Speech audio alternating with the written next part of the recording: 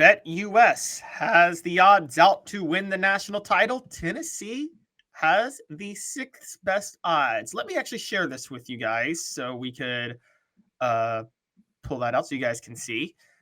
Tennessee. So UConn has the best odds at plus 375 money line. After UConn is Houston at plus 600. After Houston is Purdue at plus 750. After Purdue is Arizona at plus 1200. After Arizona is UNC at plus 1400. So the interesting part about that, by the way, is Arizona is a 2 seed, UNC is a 1 seed, but Arizona has better odds.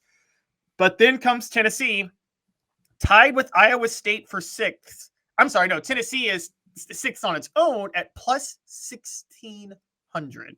Then right behind them, a familiar face. Well, Iowa State's number 7 at plus 1,800, and Auburn is tied with Iowa State at number 7 at 1,800, at plus 1,800 too. And then at 9th is Kentucky at plus 2,000. And then 10th is Creighton at plus 2,200. But yeah, Auburn, Tennessee, and Kentucky are 6 through 9. Does it hurt Rick Barnes if Bruce Pearl goes deeper in the tournament than Tennessee? People going to be mindful of that, or is that old news? That's old news at this point. I mean, I will say this. You know, I've criticized Bruce Pearl's tournament resume because it's no better than Rick Barnes, but I'm going to be fair to Bruce Pearl and say he did have a pretty good tournament resume at Division II. I mean, he did win a national championship at Southern Indiana for Division II basketball. So it's not like Bruce Pearl doesn't have a history of going far in tournaments. He does. But I mean, he doesn't have a national championship at the Division I level, and neither does Rick Barnes. The thing with Auburn is that, again, I think Auburn got even though they're a 4 seed, this is why the seeding stuff is so overrated. Like, yes, they got a 4 seed and they should have been a higher seed, but they got a pretty fair draw. And I'd rather have a good draw than a high seed. I agree. Well, that's the whole thing with the selection committee is that like these numbers are so arbitrary. I mean, the whole thing to me is a circus and it's just stupid. And I think that, sorry, what were you going to say? No, go ahead. Go right ahead. I was going to ask you about that list. There's something that stands out to me about that list. Go ahead. Okay. Yeah. I was just going to say that at some point, either reward conference tournament champions or something like that, where some teams get to play the first weekend at their home stadium in college basketball. Put home court advantage in there. Add some value to being a higher seed. No, I'm good with that. Or I thought of this. If you make it to the championship game, you get an automatic bid. Certain conferences, not the smaller ones, but much like the college football playoff is doing. But at the same token, though, Caleb, when you were like 15 years old, I thought that the SEC tournament was stupid and that they should bow out of it earlier. Now it's just enhanced by the fact that with this pod system, they have to have it done earlier. So read off those top 10 names real quick on that list of odds to win the tournament. And there's a point I want to make about Tennessee being among this group. UConn, Houston, Purdue, Arizona, North Carolina, Tennessee, Iowa State, Auburn, Kentucky, and Creighton. Okay. How many of those schools would you say are blue bloods? Very obviously UConn. UConn's been the most successful program of the past 25 years, and they've got 5 national titles, and they lead the way. Arizona, I think, is a blue blood. They only have 1 national title, but I think they're like the class of the West. Wouldn't you say? Outside of UCLA, Arizona's right there. They have a natty, but I don't feel like they're a blue blood. I mean, maybe I'm thinking too much ACC, but go ahead. That one's debatable. UNC is like not even a question. They're a blue blood. Amen. And Kentucky. So are we in a time in which a national title has never been easier to snare when the blue bloods aren't at their best? I mean, Duke is still, they're still reeling a little bit with the Krzyzewski thing. I just wonder if blue bloods is even a thing in 5 or 10 years. Blue bloods has been dying in college basketball for a while. And the reason that stands out is with UConn at the top, because if you look at the most successful programs of the past 25 years, let's just take wins, conference titles, all of that stuff that you take into account. UConn is probably top 10. I doubt they're top 5. And they have 5 national titles. Nobody else has more than 3 since 1999. So Meanwhile, Kentucky, probably on wins and conference titles, probably towers over everybody. They got one national title since 1999. And I'm thinking that the more and more college basketball has become a crapshoot of a tournament. But this started for one big reason. This started the minute more and more players started coming out of college early for the NBA. Because the truth of the matter is, chemistry and veteran leadership and experience become huge in a gimmicky tournament like this, don't they?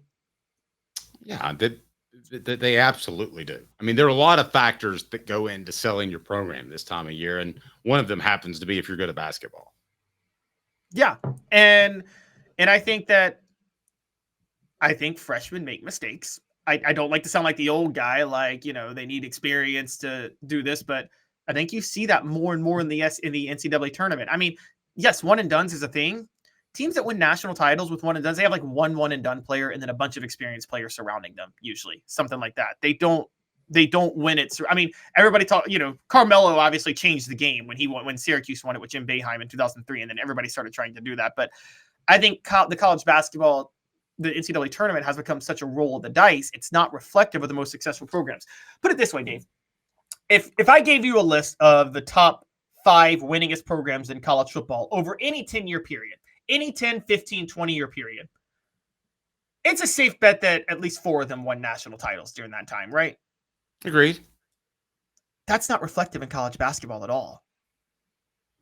No, it's not. And listen, I want to make an argument for Tennessee being a blue blood program. If they ever win a national championship, I think that's the only thing preventing them from being a blue blood program. And once they do that, I think you start to consider them along those lines. But you got to win a national championship. But I think the University of Tennessee has a very underrated fan base when it comes to basketball. They travel well. I think Tennessee is still second in losses or second wins only to Kentucky. It is a football first community. There's no doubt, but basketball is very significant. The support is there. I saw that again during the Auburn game that I attended. I think Tennessee's closer to a blue blood than not. You? Yeah, there's a very underrated factor about this. And Dave, this goes back to when you were in college and when you were in high school at Tennessee, funny enough.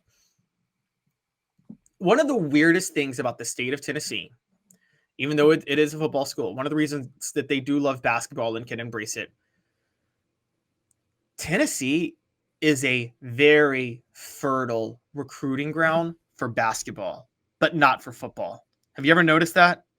Yes. And it's weird. It's weird where even though it's a football school like Alabama, Florida, Auburn, the schools that love football, Georgia, basketball has always been a very strong recruiting ground. And I don't just mean in Memphis. Memphis speaks for itself. That's always been a fertile recruiting ground for basketball. But even outside of Memphis, it has always produced some really elite talent, much more than Kentucky or Kansas, which is blue bloods. I mean, and I think that's kind of it's on North Carolina's level in terms of homegrown basketball talent, which is crazy. If you look at recruiting history, that's just a fact. And I remember when Bruce Pearl took over at Tennessee, one of the things that was so frustrating to look at, you probably remember, how many superstars were across the college basketball world that were from Tennessee that didn't go play for Tennessee because Buzz Peterson was there. Florida won a national championship on the backs of Lee Humphries and Corey Brewer, both of whom would have gone to Tennessee if Bruce Pearl was there. Is that fair to say? Yes. And at that time, Jamont Gordon was at Mississippi State, the best point guard in the SEC. Bruce Pearl would have, if Tennessee had hired Bruce Pearl like just 2 years earlier, they'd had all 3 of those guys, and Bruce Pearl probably would have had about 2 national titles. And I think the weird part about Tennessee is that's probably why they have such a basketball fan base, is because there's so many basketball connections with the coaches, parents of players, former players who know people, things like that. That builds up your fan base, and it actually helps when you recruit. I mean, this is one of the selling points, I think, of recruiting in-state talent, isn't it? Is if you get in-state talent, you get all the fans of those players from the high schools and things like that to follow your school. Nope. I've got zero argument with that. Now, I did something unique in filling out my bracket. And if you want to post in the message board who you've got in your final four, we'll get to that Clemson topic here in just a second. So I decided to have a plan. And I went with the reason I wanted to bring up those odds is I went with the odds in every scenario. Okay. So no, I just wanted to have some fun with it this year. So I have UConn making the Final Four. I have North Carolina. I have Houston, and I have making the Final Four. Florida. So You have who? and yeah, Florida. A little bit of a reach there. You don't like the Florida pick? They lost their best play. They lost their inside best player in the SEC tournament, and you got them going to the Final Four. Yeah. I got Houston going to the Final Four. All right, so I got Houston, Purdue, UConn, and Arizona. Trying to tell an inside joke that didn't play.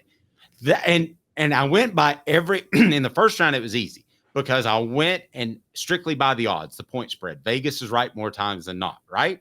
And then when we got to the second round, I actually looked up the odds to win the entire tournament. Not a perfect method, Caleb, but I've got all ones because I wanted to do it different. And I don't believe in filling out two different brackets. I hate it when people do that. So this is my bracket. I hope I'm wrong. I hope Tennessee goes deeper. It's good for us. It's good for the channel. It's good for the site. But that's where I am. What about you?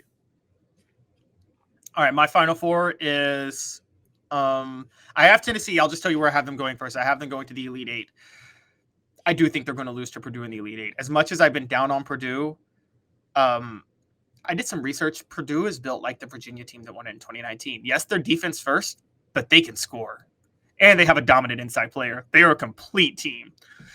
So I got Purdue and Kentucky in the Final Four. I think Kentucky's going to upset Houston in the Elite Eight.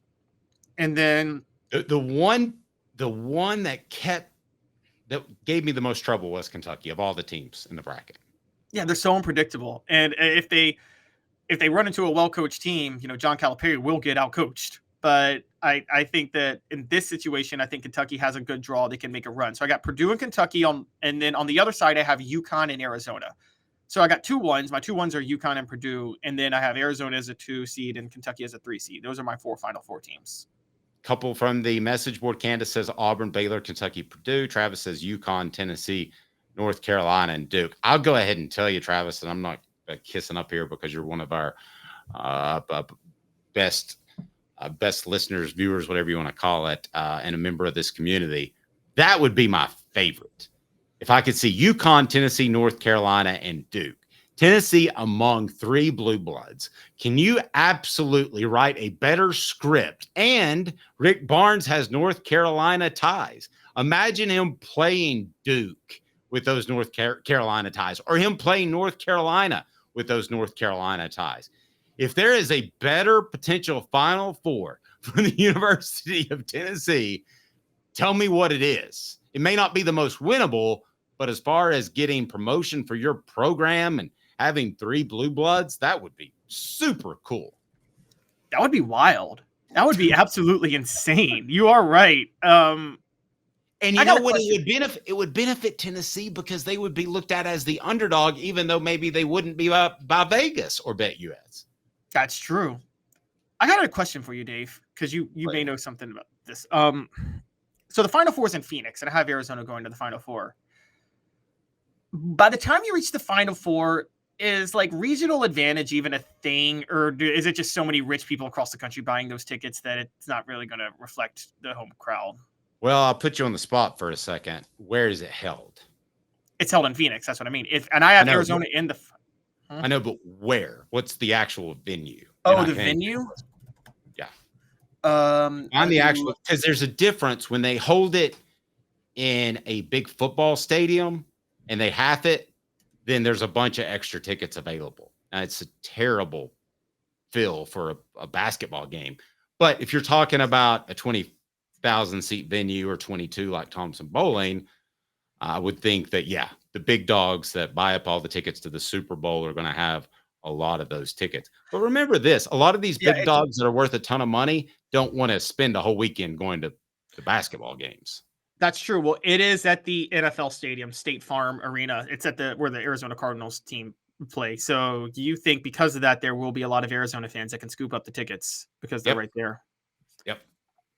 Now, all right, I'm changing. Here's the flip side of that. It's so big that they can be as loud as they want to, and the players might not ever hear them. It's not going to have that much of an impact. It's not like Cameron. It'd be harder to play at Cameron Indoor in front of what do they got? 8,000, 10,000 than it would to be to play in that in front of 50 because they're literally 200 yards away. That's true, but you have convinced. I'm taking it. You convinced me enough anyway. I think Arizona is now. I had Purdue beating Arizona for my national title. I got Arizona now beating Purdue for my national title. This explains, by the way, why they have the 4th best odds to win it all, and they were ahead of North Carolina and Tennessee, doesn't it? Yes. So for the record, I have the national champion winner is UConn, which was the top overall seed. I went chalk just to see what it would be like, see if it would be fun. I should be made fun of. But my one belief is you don't fill out 2 different brackets. You can enter the same one in different things. You need to get on our Hooker's Corner Patreon page, by the way, and sign up to win great prizes. Fill out the bracket. It goes through CBS Sports. I'll put the link again online. But Caleb, do you believe it's okay to fill out 2 brackets? Have like an upset bracket and a favorite bracket? If you're trying to get paid and win some prizes, yes. Here's a real question. That.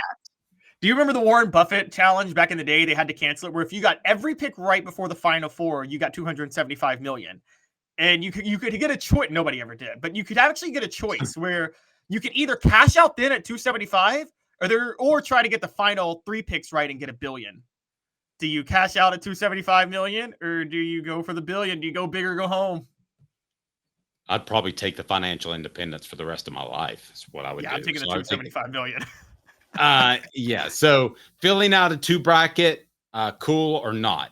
I want to ask our message board that. I think filling out 2 brackets is right next to child abuse. I think it's awful. I don't think you should do that. You should stand by your convictions, Caleb.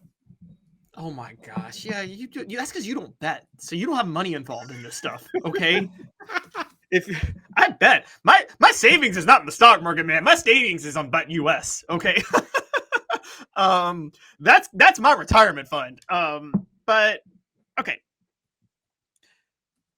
I will say this. I give you credit for chalk because yes, it's funny because old Bob down the street always picks a bunch of random teams and always has the best bracket every year. That's what people think anecdotally. But if you actually look at the data, you're safer going all chalk than trying to pick upsets year in and year out. That's what I was wondering. Yes, you're much safer going chalk than upsets, usually.